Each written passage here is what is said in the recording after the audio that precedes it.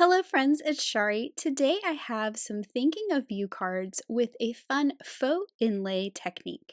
So this is the new Folksy Sprig border, and ever since I saw this, I thought it would be fun to inlay those little flowers and leaves, but that is a lot of work and a lot of tiny pieces and a lot of waste of my cardstock. So I came up with this idea to use it as a template, color in those spaces with markers, and then overlay a clean one on top. So you can see I've cut a bunch of borders here. This is my template, and this is where I practice doing this on a piece of paper. So I color through with markers, and then I can lay a clean one right over top, and it looks like I have inlaid all those colors in there. The first thing I'm going to do is make the white version of this card, and I'm going to start by marking the center line on my piece of cardstock. Now this is just a piece of cardstock cut to 4¼ by 5½. This is not the card base because I want to make this panel and then I will put it on a card base. I don't want to worry with messing up a card base if I make a mistake. I'm going to put the slightest bit of adhesive on the back, just along those edges, just a tiny little bit. And that's just going to hold it in place while I do my coloring. Now I'm lining this one up in the center. It is actually has like a little tick mark there because of where I cut it. That's part of the design, and that's perfect to line it up with the center marks that I just created.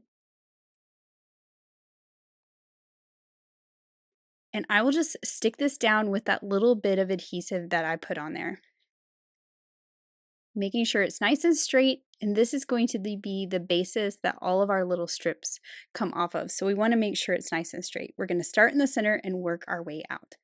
So I'm using 4 colors of markers today, and I'm using my Olos. I really think these worked really well because they have a nice big brush tip, and it really got down in that hole very well. So I'm starting out with green, and I'm going to color all the green leaves. Then I'm moving on to a pinky color for my tulips.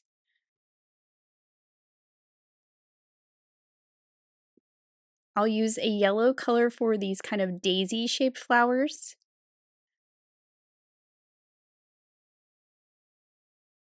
And then finally, I have a teal color, and I'm just gonna do little dots right in those little holes.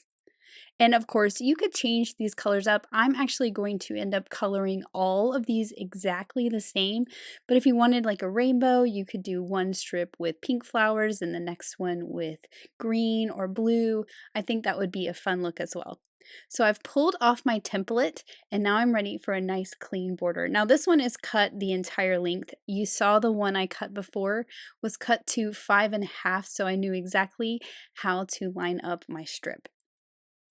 And for these, I'm actually going to use liquid glue so they stay really nice and stuck down, and I don't get any of that adhesive runner in those openings because I don't want that covering up my very pretty coloring. So I'm just doing a line of adhesive down both sides, and then I'm going to go through the center here, just add a couple little dots in the center of those flowers where I have a little piece that's a little more solid.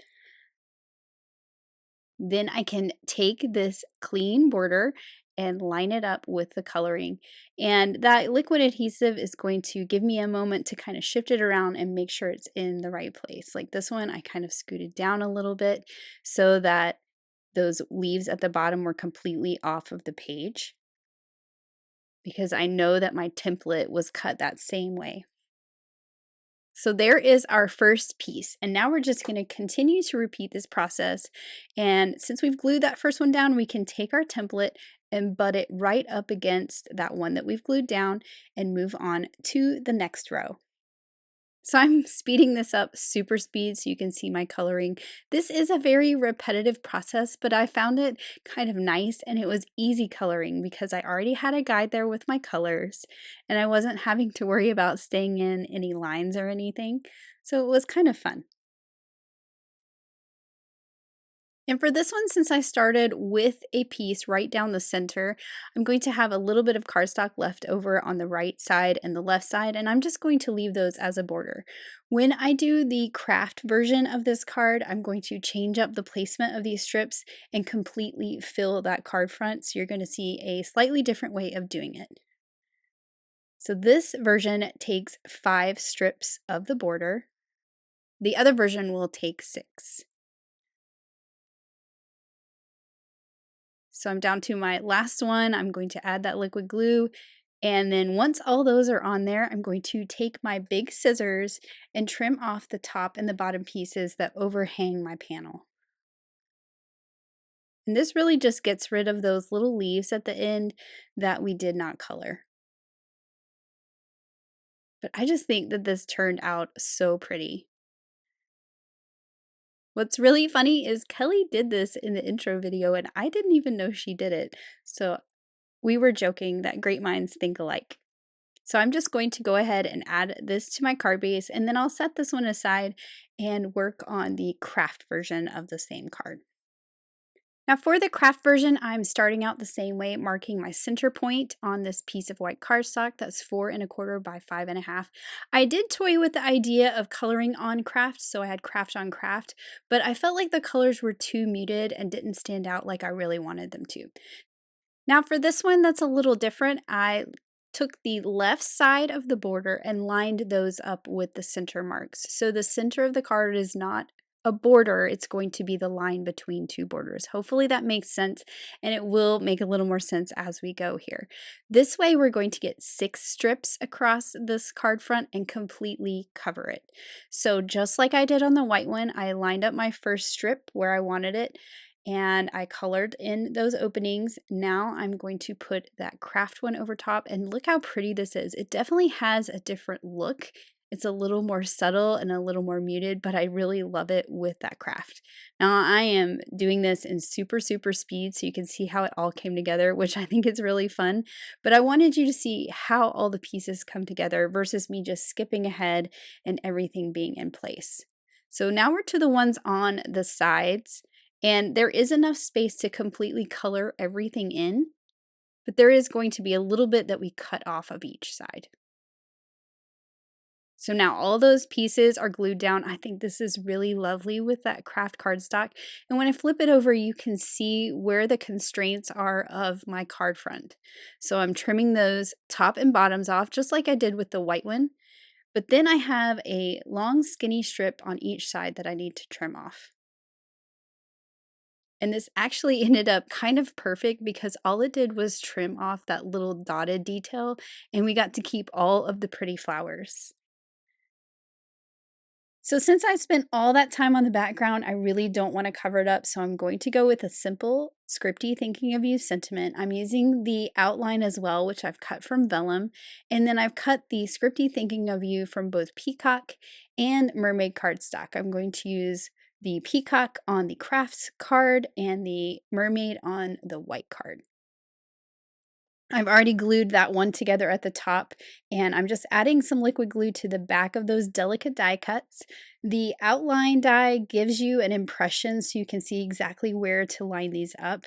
And I do find that my block, putting that on top, makes it dry nice and flat.